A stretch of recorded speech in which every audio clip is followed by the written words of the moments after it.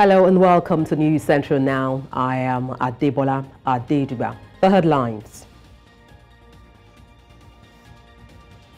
President Tinubu eyes $4 billion annual savings from reduced bureaucracies.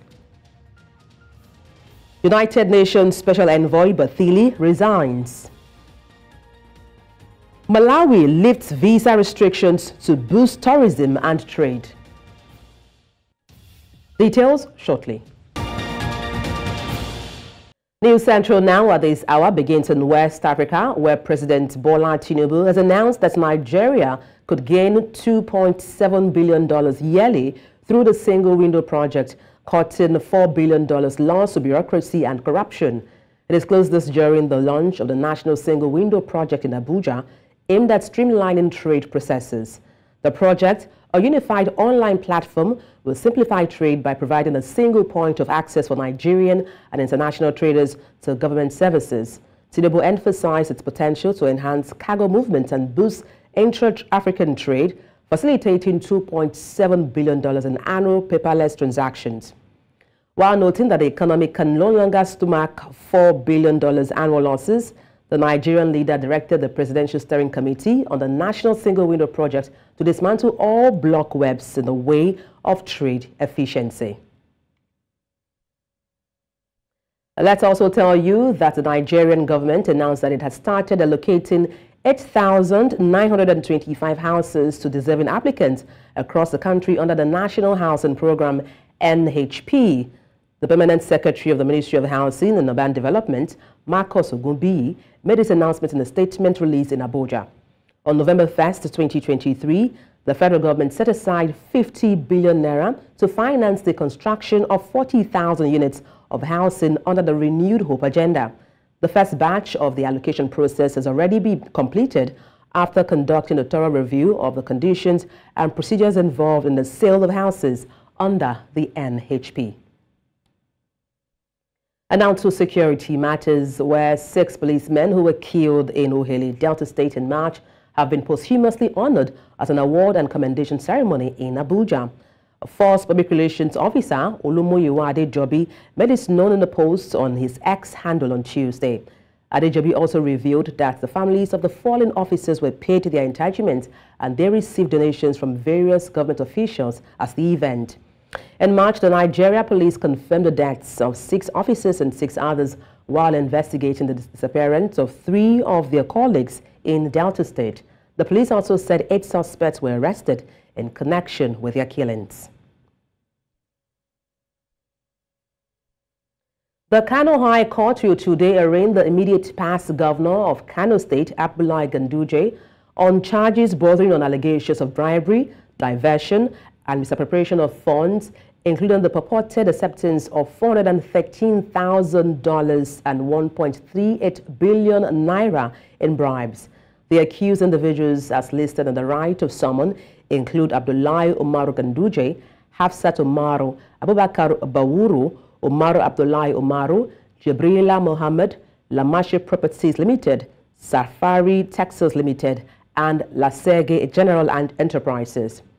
The Kano State government, which initiated a criminal suit against the 8 respondents, has declared its readiness to present 15 witnesses to testify before the Justice Usman Naab of State High Court No. 4.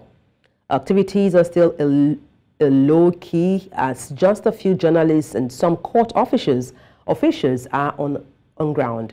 The court has not officially opened for business of the day at the time of filing in this report. And to talk about this in detail, we're joined by our correspondent who is at the court, and that's Marvelous Obomano. Marvelous, good morning. Glad to have you join me. Yeah, good morning. Just bring us up to speed with what is happening at the court. Well, you are aware that the much anticipated arraignment is happening today at the State High Court in Kano, where the former governor of the Kano State, Abdullahi Ganduje, will be arraigned in court to answer to alleged misappropriation of public funds while he was still a governor of the state. And our activities here seems to, not have kick-started because we've not seen any of the parties, either the plaintiff or the defendant, or even some interested parties in the case. The people who have here on the field is just a few journalists and some of the court officials, and some of the offices here in court have not even opened yet. But the particular courtroom where Ganduje will be arraigned is court 4 is just opened, and just few journalists that are still inside. So we are still expecting that the governor and the other people who had also been fingered in the case, like his family members and 8 other parties, we are expecting that they will make appearance in court today, and of course the defendant, which is the government. So the court will officially, open by 10 o'clock. That is when the court registrar told us as of yesterday that the arraignment will officially start. So we still have probably 1 more hour to go. But for now, there's nothing much happening here at the State High Court in Kano. What will be the summary of the activities that will play out in court today? If you could just fill us in on that. All right, of course, what is happening is the alleged misappropriation of funds is a criminal offense. And of course, when the parties make appearance in court, the plaintiff and the defendant will announce their appearance, after which the trial judge will look at the substantive pleas made by both parties, and then determine if the case has what we call prima facie.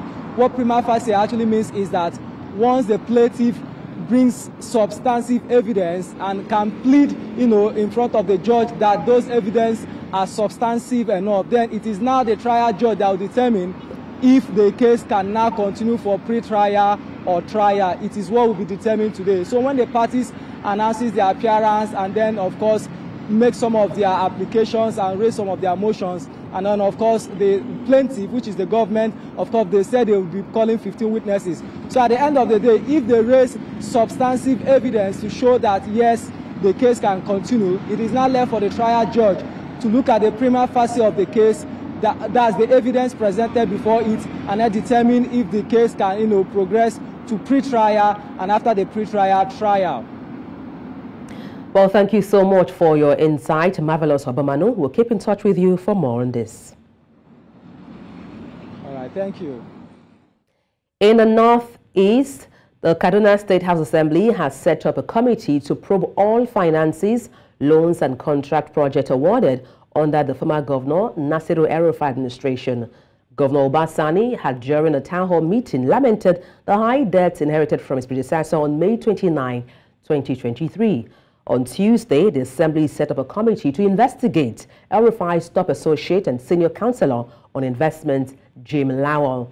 The panel would also probe financial dealings, loans and grants and other project implementation from 2015 to 2023. The committee was also mandated to invite notable personalities, including the former speakers of the 8th and 9th Assembly, commissioners of finance, former managing directors of Kaduna markets, and commissioners of budget and planning, among others.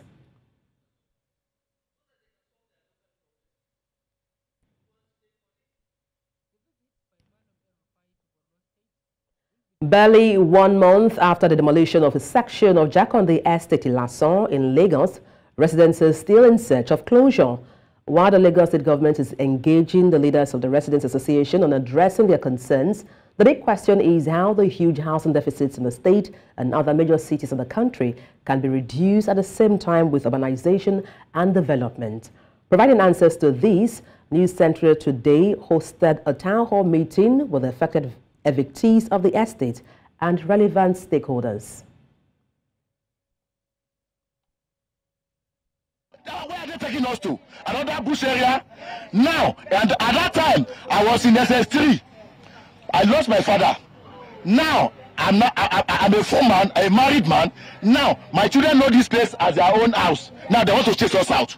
By the time we go to a new allocation, I will be dead by then. What is going to be the future of the children? That they will still be there. By the time they go to my state, they're going to try them again. So this is not government. This is not democracy. We know how they practice democracy. And to God, we are the one voting for them. The big man, you cannot see a big man with a voting paper. We are the one voting for them. But this is it the way to pay back? Is it the way to pay us back? Please find something to do for us. I work in the community. I care about the community. And the television station, News Central, that I am the managing director of, we care about the community. What we keep saying is that people, we have to feel the pulse of the people and understand what they're going through, because it is our job to let the government know what the people are going through. So News Central Television is a TV station that care about Nigerians and Africans. And we're going to continue to do this and let the government know. When the people are suffering, we will tell the government. The impeached Deputy Governor of Edo State, Philip Shaibu, has been persuaded to drop his petition against the Chief Judge of the state, Justice Daniel Okungbowa. His lawyer, Andrew Mwanta, who made this known, said in the view of the appeals coming from several quarters, Shaibu is weighing his options. Last week, Shaibu, through Mwanta, wrote to the Chief Justice of Nigeria, Justice Olukayode Ariwola, requested a complaint form to file a formal petition against the Judge of Edo, Justice Daniel Okungbowa. On the request of the Edo State House, the Chief Judge had set up a 7-man panel to probe alleged perjury and leaking of the government's secrets against Shaibu. The Assembly, after considering the report of the probe, declared Shaibu guilty. Shaibu, however, described his removal as an illegality, vowing to challenge it through the instrumentality of the law. And to dissect this, I'm joined by Honorable Shedrack Udubwa, Special Advisor, Youth Affairs for Edo State. Good morning. Glad to have you join me. Good morning. I'm happy to be with you. Let me start by asking you what you make of the persuasion for Philip Shaibu to consider dropping his petition against the Chief Judge of Edo State. There's really nothing else to, there's nothing really much to make out of it, because I strongly believe that they try to evaluate the case they have on ground. I'm still wondering, is it the content of the allegations is trying to, it feels will not be good, or is the process? Because the perjury and the exposition of government secret is in public domain. Those things he did that warranted is removal from office. They are public knowledge. Those things are not so for him to say he wants to remove the case, maybe he believes that he will not have a fighting chance, or he believes that the allegations, whatever cases, petition including against the Chief Justice, will not amount to anything meaningful. And possibly I've looked at it and I saw that this thing won't lead anywhere. So he comes up with this arrangement of being persuaded. Persuaded by who? Would have told us the group of persons or the organizations or the coalition that's persuading him not to, and the reasons why. So for me, there's really nothing to it. The man, to a very large extent, have been found wanting and then has been impeached. And all processes were duly observed. That's what I mean. But how does the involvement of the Chief Justice of Nigeria in this matter affect the perception of the judiciary's independence and also impartiality? For me, when I think about it, I believe only when he pushes the case to a logical conclusion, we will know exactly the idea of impartiality or partiality. But I do not feel that we should even go through that route, because the discussions he had about what went wrong within government is in public knowledge. Everybody is aware. And then for him to now begin to tie the Chief Justice of the Federation together with this issue, for me, doesn't fly. I strongly believe that there are other routes. Maybe he's trying to gain national sympathy, or he's trying to elevate the case of the court, he's trying to elevate the issues, blow it out to relevant stakeholders. But for me, there's really nothing to it. The petition due process were followed, the allegations that were levied were cogent, and the evidence there are preponderance of evidence to support what we've done. So the idea of wanting to drag the Chief Justice of Nigeria or making it look as though it was being marginalized, ill-treated, or illegitimately out of office doesn't fly. If he feels strongly that there's an issue at hand and he wishes to engage extensively to ensure that his mandate was stolen, or what he did was the impeachment was illegal, he should challenge the court and follow it to logical conclusion. The idea of wanting to drag the Chief Justice of the Federation to it, or make it look as though Nigeria does not have, we have judiciary that does not appear to justice, for me, is utterly reprehensible. And I do not want to identify with short. I strongly believe that if he believes he's aggrieved and he was illegally removed, to follow it upward. That's nothing to do with the Chief Justice of the Federation. But then, do you think there are Yeah, but do you think there are key factors influencing Shuaibu's decision regarding his petition against the chief judge, looking at appeals from various quarters? Talk about how valid it is, looking at these days. I strongly do not believe it works that way. What we had on ground was a deputy governor to a very large extent who could not even participate, who did not participate in the primaries, went ahead to declare himself as candidate. So if you look at the background of all of these things, his disposition to illegality, a man who must come to equity must come with clean hands. So I do not believe there's any strong persuasion from any quarters that warrant him to say, okay, the impeachment was illegal or anything of such. But me, what I believe is that a man who believes he has nothing to hide should be willing and ready to engage the judiciary at all levels, and then willing to extract. So the idea of wanting to they're coming out now probably doing with how many days? Even less than a month, even less than 2 weeks, and they are being persuaded to draw the petition. It doesn't fly. So for me, I strongly believe that it should focus and it should engage. It should fight this case to a logical conclusion. It should ensure that the corridors, the justice, not being thwarted at any level. So for me, I strongly do not identify with him. His case does not resonate in any way. Even the people, what we are expected that after his impeachment would have seen some rally. If this thing was not really if justice was being traveling, would have seen some level of protest, some resentment in all quarters. We've seen some manner of press release that the deputy governor was gruesomely impeached. The man did not warrant it. There is not even one. The only protest I saw, the APC protesters in this circle were even protesting they should be allowed to join the APC. So I don't know where all this is coming from.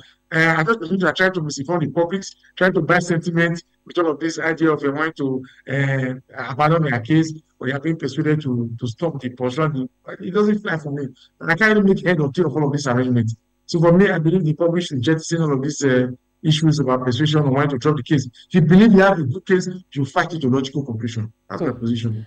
But then how do you think this might affect the politics in Edo State, particularly in relation to the power struggle between different factions or parties? Yes, it is relatively sad that someone who has benefited so much from the People's Democratic Party will go around and will not appreciate the structure that has leveraged him into power, made him a deputy governor for 7.5 years, and he now believes that if he has an ambition, the party should sing for his ambition to stand. For me, it is legitimate for any man to aspire. It is legitimate for any man to wish to contest for any office, but it is inordinate for you to not want to win at all costs, or you don't want to hoodwink, cajole, or force people to support you directly and indirectly. And then for me, in as much as we used to have the idea of the legacy PDP, a faction of the persons who had left the party simply because it all started when Godwin Obaseki refused to allow the PDP was moving in to bring a deputy governor to join the tickets that he was to bring a running mate in the 2020 election. And after that, he went forward to bring a chief of staff, the secretary to the S government, the deputy secretary, deputy chief of staff, all from the old APC who moved into the PDP. So this person in the PDP felt aggrieved and they staged the walkout. And since then, there have been a series of issues, and it was difficult for us to reconcile. We went to the last election a bit fractured, and it showed up in the last in the result that we took out from the February 28 general elections. So beyond that, the February 28 general elections, now we are having a deputy governor who, to a large extent, does not have the requisite capacity to contest. I said without missing words, the capacity to pull out the vote, because the records are there. The victory has encountered in the last 5 elections by the People's Democratic Party from Edo North and the South of West in particular, where it comes from.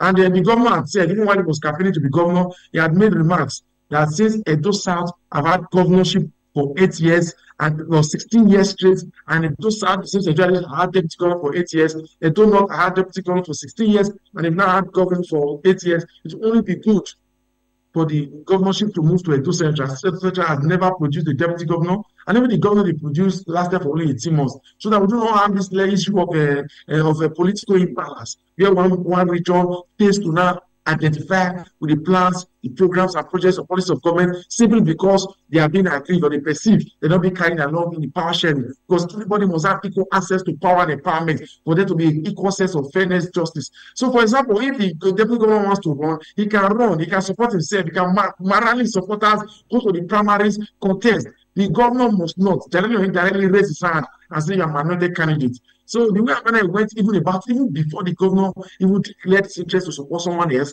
the way I went about it, rushing to court to collect court injunction and wanting to Honorable Odubia. So for me, all of those things, try to round up. I strongly believe it's not going to be so much of a challenge for the party, believing that we've gotten a new deputy governor who is active, who's a young person, a 30-year-old man from a donut, from a region who is perceived to also be marginalized in a donut, and all of this will be married together. And before the next couple of months going to the election, PDP will be good and fair and better off for the new deputy governor. Thank you so much for your insights on the news, Honorable Shedrack Udugbai, Special Advisor, Youth Affairs for Edo State. Thank you once again. You're watching News Central now. Let's take a short break. Stay with us. Thank you for staying with us. Election stakeholders in Nigeria have called for far-reaching reforms in the nation's electoral process in order to improve and build the confidence of citizens. They called for the amendment of the Nigeria's Electoral Act, expressing worry that it has been unable to compel candidates from political parties to play by the rules. Idong Joseph reports. A national multi-stakeholders forum convened to provide stakeholders with the opportunity to recommend areas needed for electoral reforms.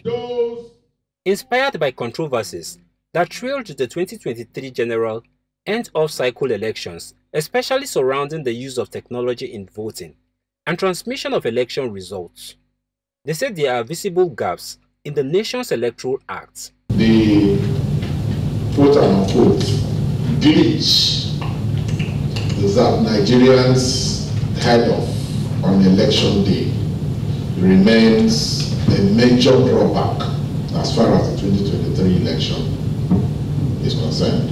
You know, when we have logistic problem before the ballot papers, the necessary tools to get to the electorate members, they feel super tired that where are this thing coming from, and it's actually giving them a doubt on what is going on. Some school of thought believe that the election happens to be the best so far, and some believe that no, we can do better.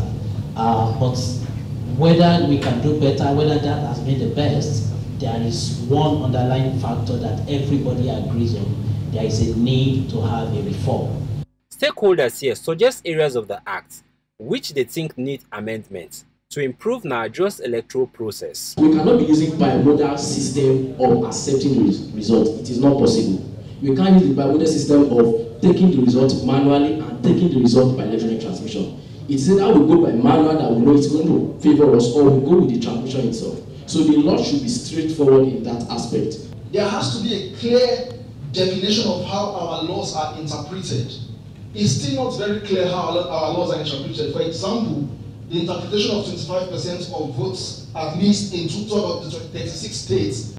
The consensus amongst stakeholders here is that there are gaps in the nation's Electoral Act that need amendments. They say that they hope recommendations drawn from the meeting will be adopted by relevant stakeholders to further improve the nation's electoral process. In Abuja for News Central, I am Idong Joseph. In the war against money laundering, terrorism financing, and other financial crimes in Nigeria, anti-corruption experts say adequate information relating to beneficial ownership of assets is crucial to ending public service corruption. This was during a training session organized by Nigeria's Financial Intelligence Unit in partnership with the Rule of Law Coalition, aimed at building the capacity of law enforcement personnel and using available information to tackle graft. Joshua Imarai tells us more. According to the latest Transparency International Corruption Perception Index, Nigeria scored 145 out of 180 countries ranked. While many say this reflects the sorry state of corruption in the country, they agree there's a need to tackle this monster headlong. Some anti-corruption experts converge on Abuja, Nigeria's capital, to train personnel from anti-graft agencies on how to utilize beneficial ownership information to combat corruption. We cannot have a comprehensive BO for real, it's not going to happen. Already I know that FRS have one, that they already have, NITI has. So this BO that we're talking about, yes, the company registry is hosting that very large BO data that we're looking out for, but there will be pockets of them here and there. So what I want to put on the table before you go into the serious business you are here for is to say that start thinking of how these data will talk to each other. They say the information now collected in the registry will help unveil beneficiaries of wild-scale corruption. It may not necessarily be a magic wand that causes all the anti-corruption issues in the country to go away, but it is a very critical step, because if we are able to lift the veil, if we are able to, go beyond the facade of who has committed the crime, the organization that seems to be behind the crime, to get to the actual personnel, the actual person who benefits from the crime, then we are a step closer to nipping those crimes in the bud. While experts have lauded the effectiveness of utilizing beneficial ownership information, law enforcement agencies from Nigeria say its effectiveness and efficacy in prosecuting perpetrators of various financial crimes have been tremendous. The Corporate Affairs Commission, which is the primary agency that is responsible for the registration of all legal entities of Nigeria, has granted us an online access. So it means we can stay in our office and have access to their data, which has been a game changer for us. It has helped us a lot in identifying the people that are behind some of this trafficking. As Nigeria continues its efforts in the fight against corruption, this collaboration and training initiative underscores the visible commitment to transparency and accountability. In Abuja for News Central, I am Joshua Imarayi. Let's now tell you that the Economic and Financial Crimes Commission will today arraign a businessman and socialite, Pascal Kuku, popularly known as Cubana Chief Priest, before the Federal High Court in Lagos over allegations of abuse in the Naira. Cubana Chief Priest will be arraigned before Justice Kehinde Ogundare on a 3-count charge of allegedly spraying and tampering with the Naira note at a social event contrary to the provisions of the Central Bank Act of 2007. This is coming days after the EFCC arraigned controversial cross-dresser Idris Okuneye, better known as Bobrisky, on similar charges for which he was sentenced to 6 months in jail. Away from that, about 32 states in Nigeria have been earmarked as high-risk flood-prone areas. This was as the Nigeria Hydrological Services Agency released the 2024 annual flood outlook, which they called for effective measures to mitigate the expected effect of flooding on citizens. Amadine Oyi has details. Flooding has in recent times had devastating effects in Nigeria. Experts say the 2022 floods comes to mind as the nation suffered heavy losses in billions of dollars. Flooding has become a perennial incident in Nigeria, with attendant impacts such as loss of lives, destruction of properties, displacement and loss of livelihood, among others. The total economic damage to residential and non-residential buildings, infrastructure, productive sector, and farmlands from the 2022 floods was estimated at $6.68 billion by the World Bank Global Rapid Post-Disaster Management Damage Estimation Assessment. As stakeholders converge on Nigeria's capital, Abuja, for the 2024 annual flood outlook, they say 32 states, including almost 150 local government areas, have been earmarked to fall under high-risk flood-prone areas and experience flooding this year. The level of floods in this category is expected to be high in terms of impact on the population, agriculture, livelihoods, livestock, and infrastructure, and the environment. Part of 72 local governments across the country fall within the high flow risk areas in the months of April, May, and June. while part of 135 local government areas in the months of July, August, and September, and part of 44 local government areas in the months of October and November 2024 are within the high flood risk zones. We must increase very strategically and responsibly water harvesting technologies so that rather than have flooding, let people have water stored for them to be able to do dry season farming or irrigation farming. They are calling on state governments to prepare beforehand so as to be able to mitigate the effects on citizens. In Abuja for News Central, I am Amadin Uyi. The continuous increase in the price of data and cable television subscriptions has been a major concern for many Nigerians. This has brought about the call on the federal government by the Association of Telephone, Cable TV and Internet Subscribers of Nigeria to break the monopoly of cable television networks. They said this would create a level playing field for others who want to play in the sector. Nigerians are also urging the federal government to regulate telecom companies to provide quality and affordable data for consumers while making the protection of consumers its top priority. Our correspondent, Omolola Ololade, has details. Despite boasting a less than 50% broadband penetration, Nigeria's data usage increased by 413.79% as 41.38 million subscribers joined the nation's internet population in 4 years, according to data from the Nigerian Communications Commission. Although Nigeria's internet data usage increased from 68,154 terabytes in 2018 to 350,165 terabytes in 2021, according to statistics from the Nigerian Communications Commission. And 3 years down the line, Nigerians continue to bear the brunt of paying excessively to gain access to the internet.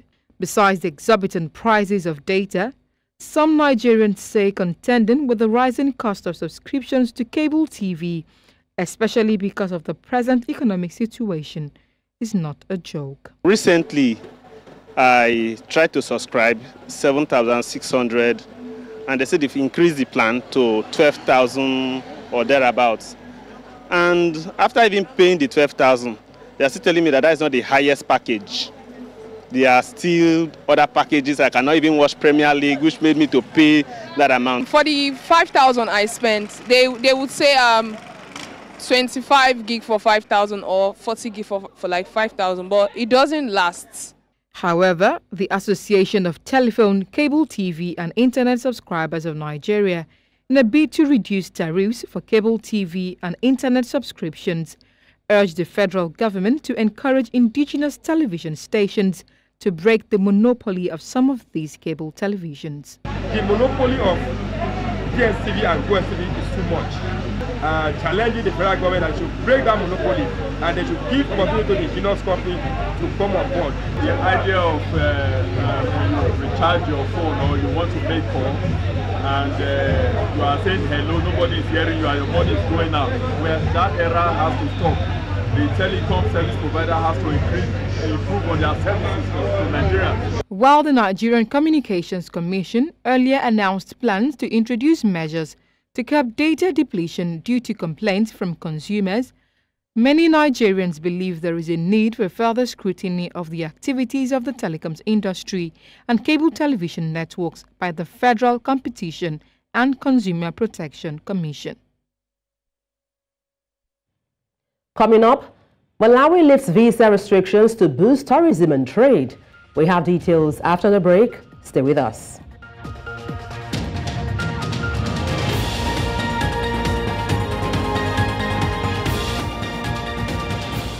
Thank you for staying tuned.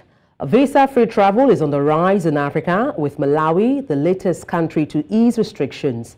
Earlier this year, Kenya took an even bigger step, going visa-free for all visitors. This move falls in line with the African Union Agenda 2063.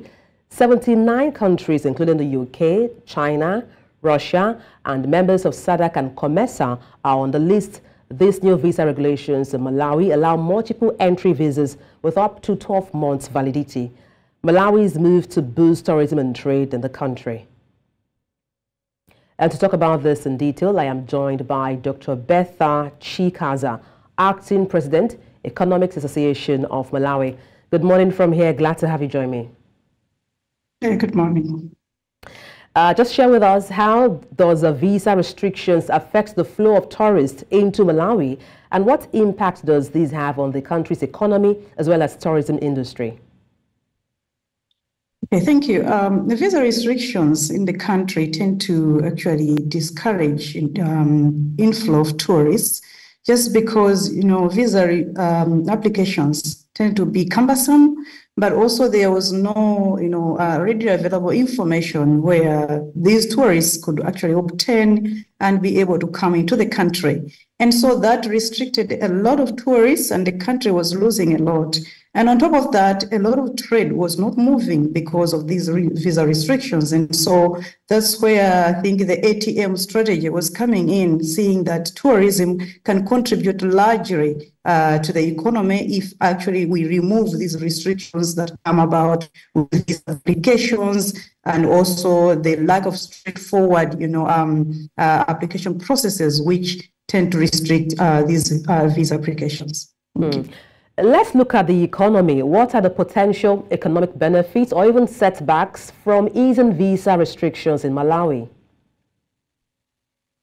There are actually quite a lot of benefits that the country can experience if we just remove the restrictions, and especially the allowing of 79 plus countries, and that include also SADC countries, but also COMESA countries, because as you know, we trade so much with countries from SADC and also those in COMESA. And so by removing these visa restrictions, we know that trade will flow freely to and from Malawi, but also that apart from trade flowing, we know that would attract some foreign direct investments, because we know investors would want to invest in countries where they can actually move freely, they can travel freely, they can go and exit the countries freely. And by doing that, we believe that as a country, we will benefit more from these, and also we will be able to, apart from attracting investors, we will be able to generate even the foreign exchange that comes with the tourists that come into the country.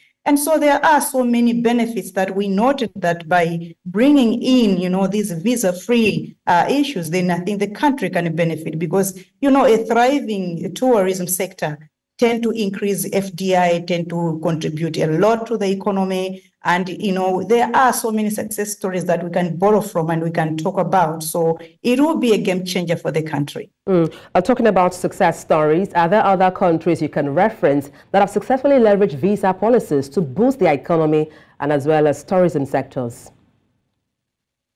As much as there are no clear-cut stories that we can borrow from, but we can see that, borrowing from history, South Africa removed visa from so many countries, and we saw an influx of Kenyans, about 97% increase in tourism, and a lot of Kenyans were going to South Africa, including job creation. So we saw job creation, we saw, increase in tourism, we saw a lot of things happening which were contributing to economic growth. We've recently seen Kenya also benefiting. So apart from people paying for visa, waiving the visa, people are coming to Kenya, but they are purchasing a lot of things that Kenyans tend to produce and manufacture. And by doing that, they are also contributing to the economic growth of the country. So we have seen, there are other countries outside Africa, Seychelles, Singapore, Thailand. Some have actually taken e-visa, and some visa on arrival. So these are some of the success stories that people have seen that they can actually contribute to their countries.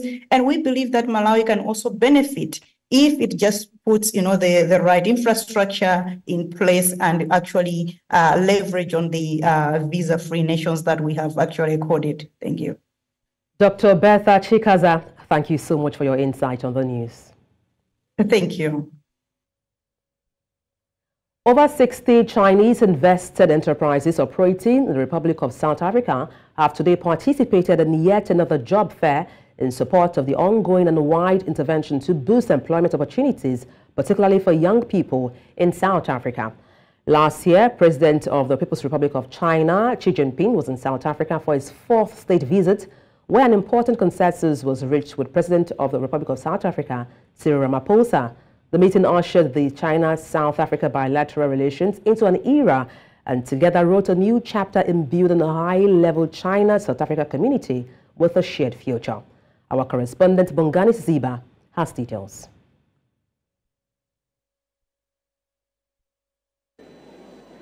It's a groundbreaking initiative. Job seekers offered the opportunity to secure employment on the spot. This innovative approach aims to address the pressing issue of unemployment that has been a challenge for many South Africans. Congratulations to the coming back of this job fair and the best wishes to every applicant. In China, we say the strength comes from 2 origins. First, strength comes out of unity. Second, strength comes out of organization. Thousands of eager South Africans have turned out, and this showcased the high demand for jobs and the willingness of individuals to seize any chance for employment. The South Africa Job Fair is the culmination of the consistent prioritization of building a better life for all by the African National Congress-led government, which will be celebrating 30 years of democracy, 30 years of doing everything we can, firstly as a party, the African National Congress, but secondly as a government, one whose sole aim and main aim is that of improving people's lives from that of apartheid that we enjoyed, particularly as black people, for a very long time, to a government that is elected by the people and a government that is for the people. A strong and enduring relationship between China and South Africa that is not only politically.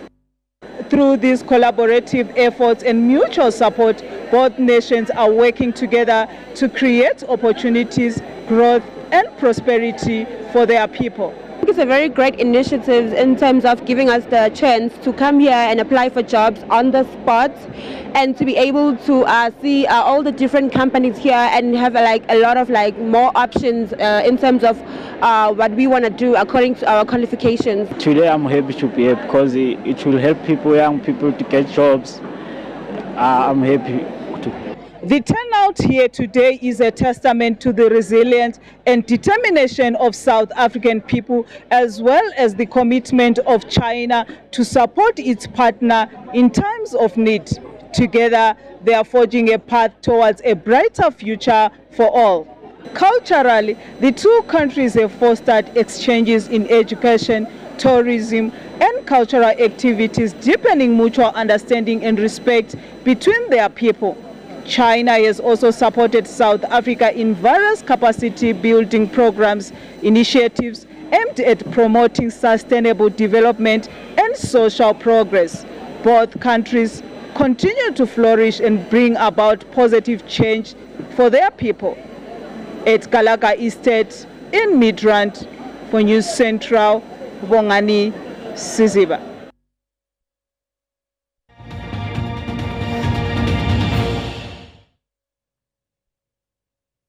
The cost of living in Africa's most populous country is spiraling out of control. Prices of commodities, goods and services have soared more than 100%, putting them out of reach for many citizens. In this report, our correspondent Perpetua Fasami Peter explores the depths of the financial strain on Nigerians as experts profile solutions. Subsidy removal and liberalization of the foreign exchange markets came hike in the prices of goods and services in Africa's largest economy. However, in recent times, we have seen some level of stability in the foreign exchange market, with the naira appreciating. This is good news. However, I'm here to find out if that has trickled down to the prices of goods and services, especially food items. Foodstuffs, I don't think there's anything that is going down now. Something like Gari now is going higher every day. Today now, a bag of Gari, let's say for last week, we sold for 35K, but This week is 40K for a bag. Even beans now, 2 weeks ago, sold for 70K, but now it's getting to 90K for one bag of beans. Palm oil, 25 liters now is like 35K. But why we used to get them for 18, 19, 21K? But things are going higher every day now. Things are still high. Food items are still high. Very, very exorbitant. So we are praying that the government will help us anyhow to reduce the price. The hike in the price of goods and services in Nigeria certainly defies gravity, drilling holes in the pockets of many.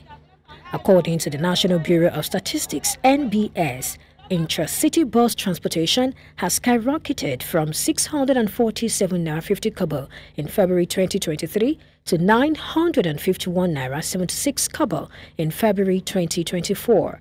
The cost of making a healthy meal in Nigeria witnessed a 33.39% increase from 703 naira in October 2023 to 938 naira in February 2024. And that's not all. A 5 kilogram of cooking gas price rose by 33.78% year-on-year, while kerosene also rose by 14.23% year-on-year. What's more, staple food items like rice, beans, garri, yam, eggs and beef have also risen significantly in the last 1 year.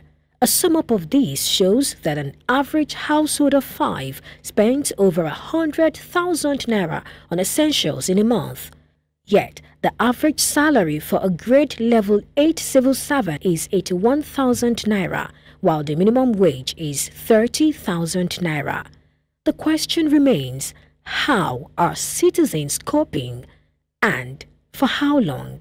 Most of the manufacturing sector activities are highly import dependent and they are highly sensitive to exchange rate movements.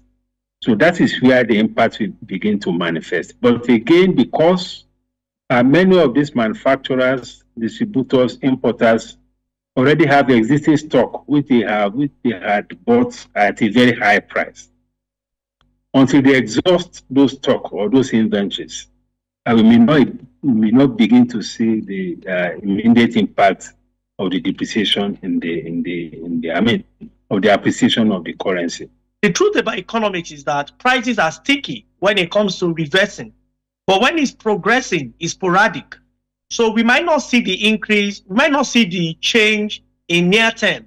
It might take as much as 6 months to 9 months before you start seeing major difference. With many Nigerians struggling to make ends meet amidst skyrocketing prices, the question remains, how long can they endure this economic hardship? In Lagos, for News Central, Perpetua Fasami Peter.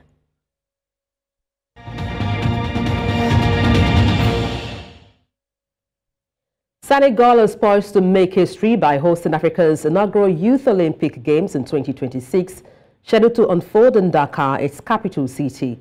The event, rescheduled for October 31st to November 13th, 2026, promises to assemble top young athletes worldwide engaging in 35 sports over a 14-day period. Initially slated for 2022, the Dakar and Joe Festival has evolved into an annual celebration of sports and culture, laying the groundwork for Dakar 2026 while fostering increased youth participation in sport. IOC President Thomas Bach has endorsed Senegal's role, highlighting Africa's unity and sporting passion. This milestone event is affirmed by sport analysts like Rufai Shoaib, signifies the pivotal moment in showcasing Africa's burgeoning talent and potential on the global stage.